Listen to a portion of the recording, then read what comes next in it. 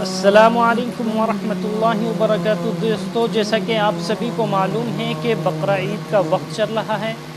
اس وقت ہم ہر فرض نماز کے بعد تکبیرات تشریق کا اہتمام کرتے ہیں۔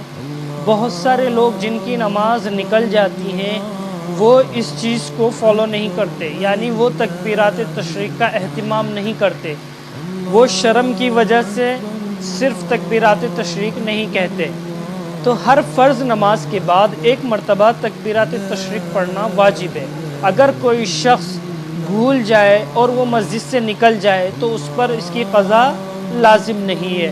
اگر کسی شخص کی نمازیں قضا ہو جاتی ہیں اور وہ ان نمازوں کی قضا ایام تشریق کے دنوں میں کرتا ہے تو اس کو تکبیر تشریق کی بھی قضا کرنی پڑے گی۔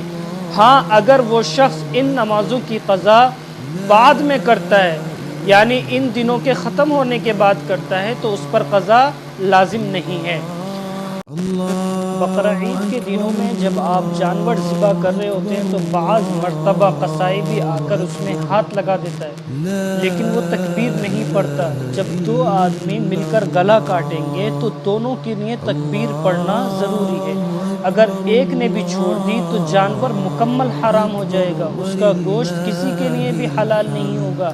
اس لیے ایسا عمل کرنے والوں سے بچیں اور اس چیز کا خیال رکھیں۔